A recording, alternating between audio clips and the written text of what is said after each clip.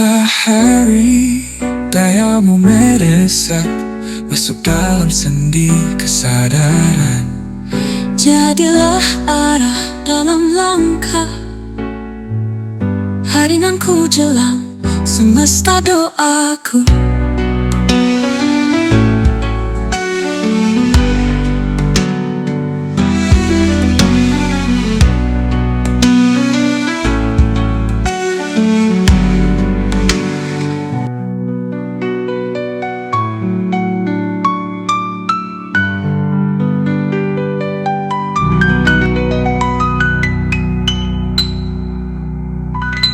Halo, apa kabar?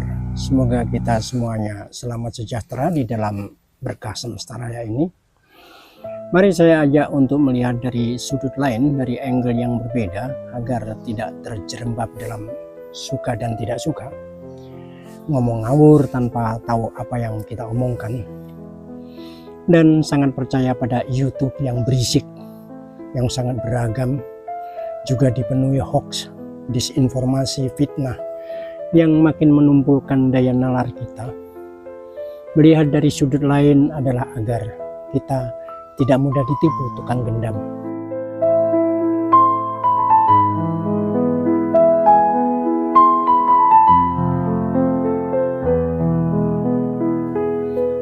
Kita tak bisa memungkiri situasi ekonomi Indonesia hari ini memang tidak sedang baik-baik saja. Hanya Prabowo cum Suis yang mengatakan baik-baik saja. Maklum dia presiden yang kita gaji tinggi. Faktanya PHK terjadi di banyak sektor. Angka pengangguran meningkat, lapangan kerja formal semakin daripada sempit. Bahkan pernah pada suatu waktu saya mendapat pengakuan dari seorang jagoan, seorang pesohor yang katanya ruang geraknya dibatasi. Apalagi ketika ia kini berseberangan dengan rezim penguasa. Tidak seperti dulu yang dia bisa ijlak-ijlik ke istana. Itulah peristiwa kehilangan zona nyaman yang dulu membuat ketergantungan juga kemandegan. Di mana kreativitas tidak ditanggalkan namun hanya berada dalam ruang eksploitasi, bukan eksplorasi. Tidak mandek tapi stagnan. Padahal apakah situasi ini dan itu adalah akhir dari segalanya? Tidak. Dalam setiap perubahan zaman, sejarah selalu mencatat manusia yang mampu beradaptasi dengan kreatiflah yang justru membuka jalan baru. Bukan mereka yang paling kuat yang bertahan, tapi yang paling lentur. Kita bisa lihat kenyataan kesuksesan para petarung baru. Ialah mereka yang bukan bermental karyawan, bukan bermental pegawai, bukan bermental kere. Di luar itu masih ada BHL, buruh harian lepas, para freelancer yang lebih mempunyai daya tahan dan adaptif.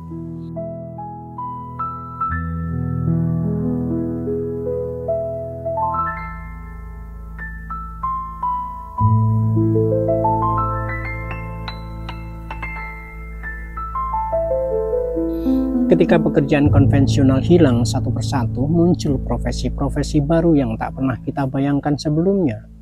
Dari konten kreator, analis data, konsultan atau motivator, pembuat meme, petani milenial yang sukses melalui pendekatan agroteknologi, peternakan berkelanjutan, layanan kebutuhan primer, layanan kebutuhan keseharian, relation services, dan masih banyak lagi. Mendirikan kafe kopi kayak yang menjamur di Jogja belum tentu contoh yang baik, apalagi jika ternyata hanya bagian dari permainan money laundry.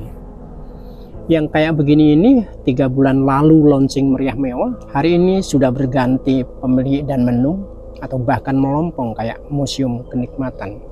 Yang boleh disebut pasukan revolusioner dari sektor kuliner mungkin macam cilok, cireng, bakso tusuk, sempol, dan sejenis-jenis itu yang tiap hari mejeng di depan sekolah-sekolah secara nyata membuktikan kegigihan dan kemenangan rakyat jelantah. Sampai-sampai ketika elite semacam Nia Ramadhani, istri dari anak mantan konglomerat yang masih kaya raya, tidak tahu apa itu cilok. Anaknya yang siswa SD bisa memberitahu ibunya yang mantan artis itu, cilok adalah makanan terlezat di dunia. Selesai persoalan. Bukan nasi goreng atau sate seperti dipromosikan Obama, apalagi rendang. Nggak ada urusan dengan MBG, makan bergizi gratis.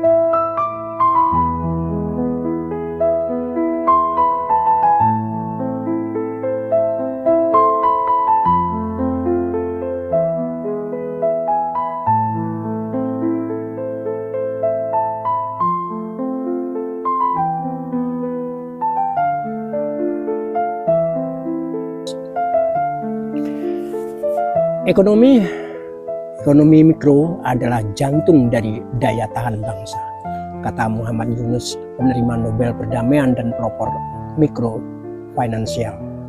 Ketika ekonomi makro dikuasai segelintir elit, kreativitas dan inovasi individu jadi ruang perlawanan yang sah. Benar, tak semua orang bisa langsung sukses, tapi siapapun bisa memulai dengan sikap mental yang tepat. Dalam dunia pertanian misalnya, pengelolaan manajemen produksi, distribusi, dan pemasaran berbasis teknologi membuka peluang besar.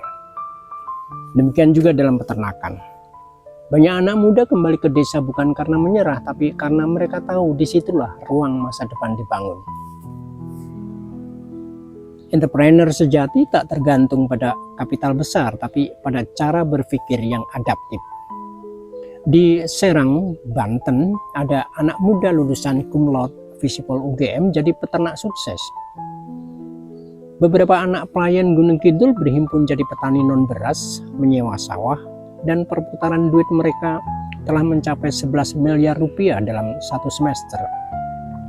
Seorang anak muda yang pernah menjadi ASN di Kementerian Keuangan Republik Indonesia memilih resign dan mengembangkan desa marketer di beberapa wilayah Indonesia. Ada juga saya temui sarjana psikologi UGM bekerja di layanan grafis, dan harus dihargai juga banyak lulusan S2 jadi pengojol. Ada yang buka kafe jamu, bukan jual daging anjrit, tapi jual minuman jejamuan kayak kencur, kunir asem, broto wali. Baru 5 bulan ini sudah buka cabang di 3 tempat. Yang membuat seseorang bertahan bukan semata kecerdasan finansial, tapi ketahanan psikologis.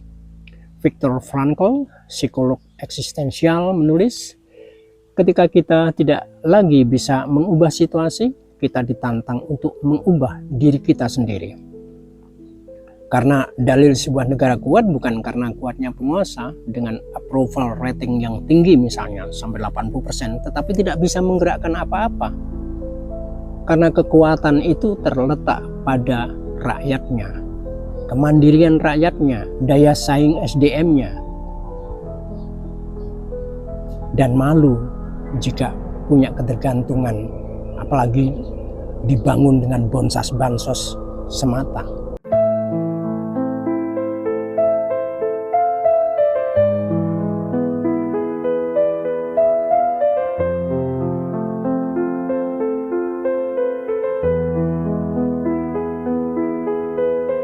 Dalam badai ketidakpastian, keberanian untuk melangkah dari dalam diri adalah sumber kekuatan yang sesungguhnya. Dan itu tidak bisa dimonopoli oleh negara, korporasi, atau elit manapun. Hanya pemerintah atau penguasa yang buruk yang justru meredam potensi untuk dikooptasi. Program UMKM pemerintah misalnya berubah menjadi proyek ekonomi yang membuka peluang korupsi. Kita lihat misalnya program Koperasi Merah Putih kelak tetap sebagai program atau proyek korupsi. Ini pertanyaan, Kung, bukan pernyataan. Maka jangan hanya mengutuk gelap, banyak hal bisa dilakukan hari ini dari rumah, dari sawah, dari garasi, bahkan dari genggaman tangan kita. Kita butuh lebih banyak petani yang melek pasar, seniman yang melek teknologi, dan tidak hanya ngarep sebagai influencer dengan dana keistimewaan dari manapun. Ngarep Kita memerlukan pekerja informal yang mampu menciptakan ekosistem mandiri. Jangan mau dikooptasi koruptor dengan alasan pendampingan, tapi sebetulnya cuma mau nebeng proyek korupsi. Kreativitas bukan sekedar bakat, tapi kebutuhan zaman. Ini bukan tentang selamat dari krisis, tapi tentang membangun cara hidup yang baru, lebih manusiawi, lebih berdaulat, dan membebaskan diri dari kooptasi dan monopoli negara dengan aturan-aturan yang membonsai kreativitas dan kemandirian. Hidup Cilok.